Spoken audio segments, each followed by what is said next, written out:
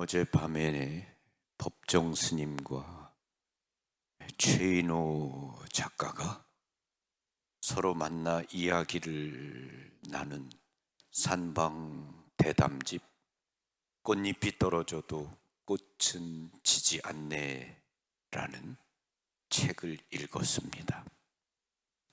이 책은 작가 최인호가 생전에 법정 스님 3주기와 4주기에 맞추어 출간하려 했었습니다. 하지만 작가는 건강상의 문제로 이 일을 미루어 두다가 끝내 뜻을 이루지 못하고 선종하셨습니다. 작가는 병이 깊은 중에도 법정 스님의 입적 시기를 전후해 책을 펴내라는 유지를 남겼다고 합니다. 꽃잎이 떨어져도 꽃은 지지 않네. 제목 자체가 많은 이야기를 해줍니다. 꽃잎이 떨어져도 꽃은 지지 않네.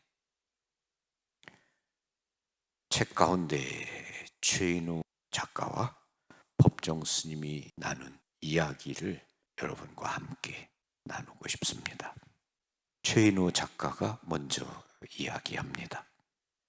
용서라는 개념은 기독교의 핵심 사상이고 핵심 교리일 뿐 아니라 우리에게 가장 중요한 도리인 것 같습니다.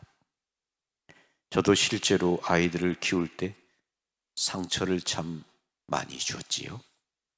모든 상처가 가정과 학교에서 나온다고 하는데요.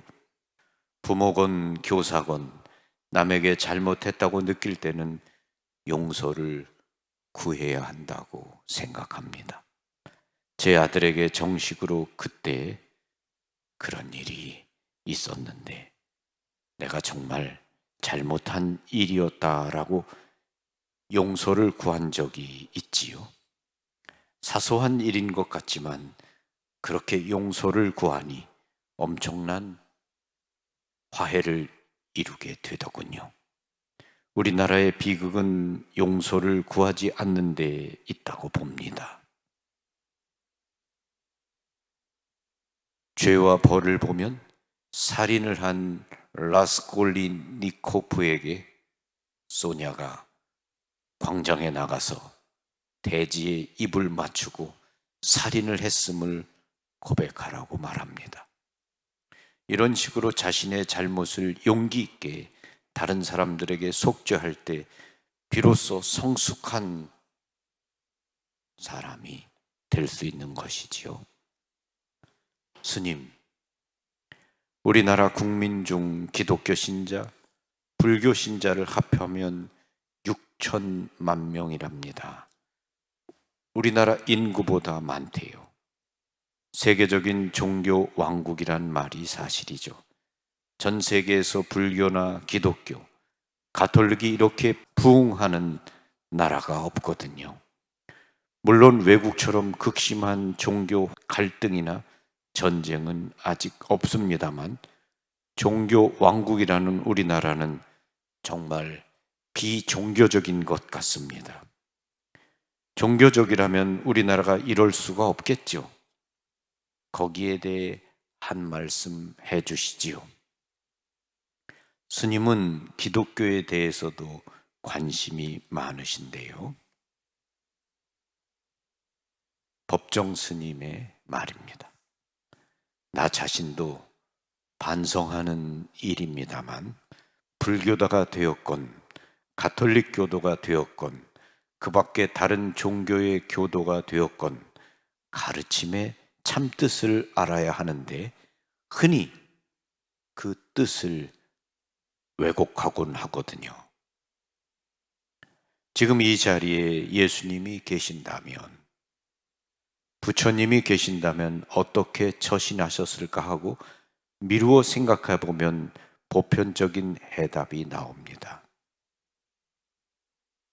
그런데 그런 뜻을 모른 채 특정 상황에서 표현된 지엽적인 말씀을 가지고 이러쿵 저러쿵 하기 때문에 거기 걸려들잖아요. 모든 종교에는 착하게 이웃을 도와가며 살라는 보편적인 요소가 있습니다. 그런 보편적인 요소는 무시해버리고 내가 믿는 종교만이 올바르고 남의 종교는 일고의 가치도 없다고 치부를 해버리면 문제가 생기는 겁니다. 성서나 불경의 참뜻은 모르고 지엽적인 것에 매달리기 때문에 편견과 고정관념이 생기지요. 그러니 바른 종교를 갖지 못하는 거예요. 불교 안에서도 마찬가지입니다. 오히려 종교를 갖지 않은 사람은 그런 편견이 없지요. 최인호, 종교를 가진 사람이 신념을 가지면 더 위험해지지요. 법정. 그럼요. 종교 전쟁이 일어나잖아요. 역사상 많은 전쟁이 넓은 의미에서 보면 기독교와 이슬람의 전쟁이었지요. 종교인의 현실 참여 문제도 그렇습니다. 저마다 자신에게 주어진 몫에 충실하다면 전체적인 조화와 균형을 이룰 수 있습니다. 자신의 할 일을 미뤄둔 채 남의 일에 시시콜콜 참견하는 것은 별로 좋게 여겨지지 않습니다. 종교인은 우선 종교적인 현실에 진지하게 참여할 수 있으면 됩니다. 그러면서도 국지적인 데서 벗어나고 전체를 살펴보는 눈을 길러야 합니다. 그래야 그 열린 눈으로 이웃을 거둘 수 있을 것입니다. 최인호, 폴 클로델의 기도에 이런 내용이 있습니다. 주님, 저에게 바꿀 수 있는 것을 바꿀 수 있는 용기를 주시고 바꿀 수 없는 것은 받아들일 수 있는 평온을 주소서. 그리고 바꿀 수 있는 것과 바꿀 수 없는 것을 분별할 수 있는 지혜를 주소서. 올바른 분별력은 정말 중요한 것입니다. 베이루트는 중동에서 가장 아름다운 도시였는데 지금은 폐허가 되어버렸습니다. 그 이유는 기독교와 회교도 사이의 싸움 때문인데 기독교인들이 싸우는 이유가 참 웃깁니다. 주님이 이렇게 말씀을 하셨거든요. 내가 너희에게 평화를 주러 온 줄 아느냐? 너희에게 칼을 주러 왔다. 종교를 잘못 받아들이면 의미를 깊이 묵상하지 않고 문자로만 받아들이면 올바른 분별력에 의해서 그 뜻을 헤아리지 않으면 엄청난 결과를 초래하게 됩니다. 이 성경 말씀은 박해와 갈등 속에서도 신념을 갖고 행동하라는 뜻인데 문자만 충실하게 해석한 것이지요. 칼을 주러 왔다, 불을 주러 왔다고 하니까 해교도에 맞서 전쟁하라는 얘기로 해석해 베이루트처럼 아름다운 도시를 폐허로 만든 것입니다. 성경에도 눈먼 사람이 지도자가 되면 모든 사람이 구렁텅이에 빠진다는 말씀이 있습니다. 종교가 이데올로기가 되면 무서워요. 간디도 희생 없는 종교야말로 나라를 망칠 수 있다고 하지 않았습니까? 우리나라 같은 종교 왕국에서 최소한의 교리에만 충실해도 갈등은 없겠지요. 요즘 저는 아이고 제발 위선자가 되지 않게 해주십시오 하고 기도합니다. 며칠 전에 저희 아내와 함께 텔레비전의 어느 종교 방송을 재미있게 보고 났는데 아내가 저렇게 옳은 말씀을 하시는 저분에게 거짓이 없어야 할 텐데 라고 말하는 겁니다. 그 말을 듣고 많은 생각을 했죠. 저도 마찬가지예요. 한 60을 살다 보니까 올바른 얘기를 할 수도 있겠지만 과연 그 말에 거짓이 없는가에 대해 저는 아직 자신이 없거든요. 그래도 거짓이 없는 사람이 되도록 완전히 거짓 없는 사람이 될 수는 없겠지만 다만 그런 사람이 되도록 노력하는 일만은 멈추지 않게 해주십시오 라고 기도는 하죠. 저는 정말 제가 끊임없이 노력하는 사람이었으면 좋겠어요. 제가 감히 성인이야 될 수 있겠습니까? 다만 그쪽으로 멈추지 아니하고 조금씩이라도 나갈 수 있는 사람이 되었으면 좋겠습니다. 스님, 어느 책에서 죽음이 무섭지 않다고 하셨는데 정말 무섭지 않습니까? 법정, 실제로 죽음이 닥치면 어떨지 모르겠지만 지금 생각으로는 그렇습니다. 우주의 질서처럼 늙거나 죽는다는 것은 아주 자연스러운 일이지요. 죽음은 나무가 자라는 것처럼 자연스러운 일이거늘 육신을 자신의 소유물로 여겨 소유물이 소멸된다는 생각 때문에 편안히 눈을 못 감는 것이지요. 죽음을 삶의 끝으로 생각하면 안 됩니다. 새로운 삶의 시작으로 생각할 수 있어야 합니다. 이런 생각들이 확고해지면 모든 걸 받아들일 수 있어요.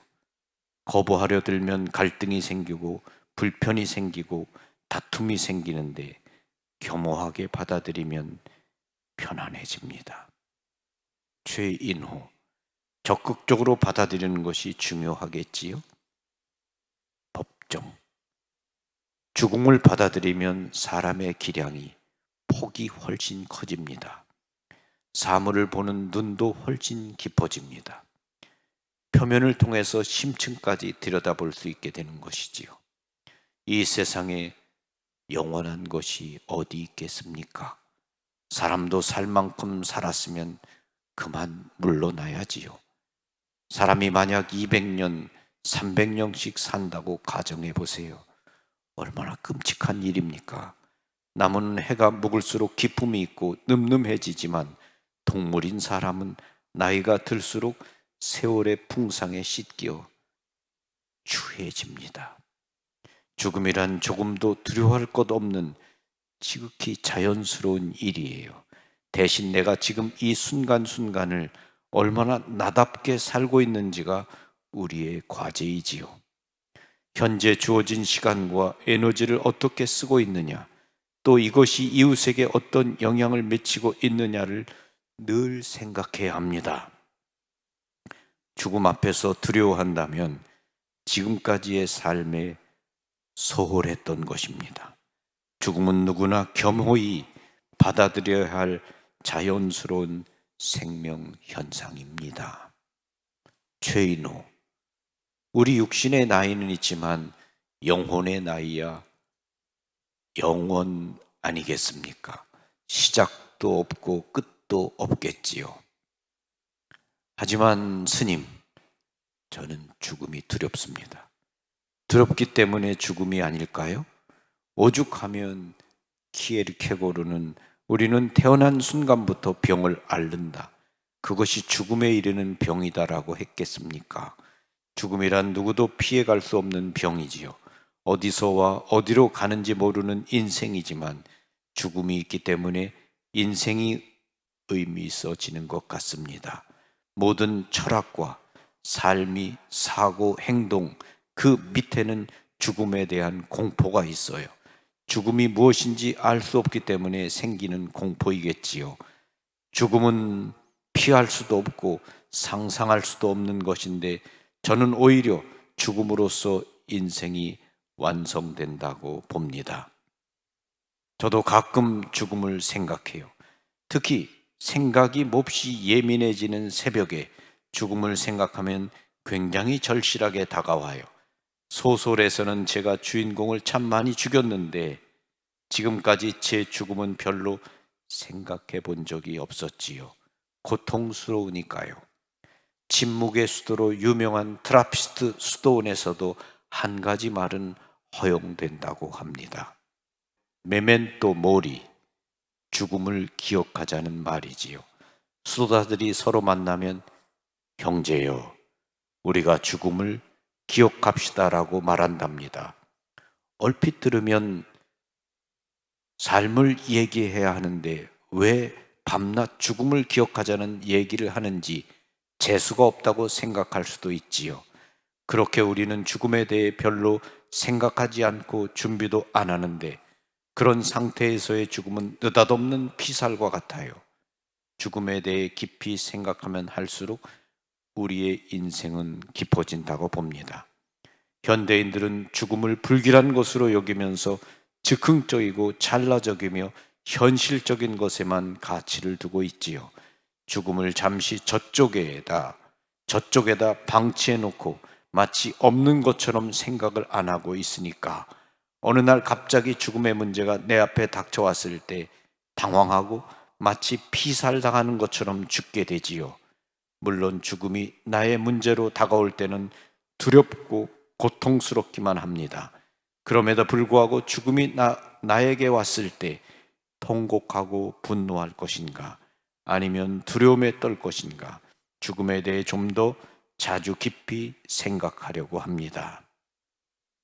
스님, 이제 대화를 마쳐야 할 시간이 된 것 같군요.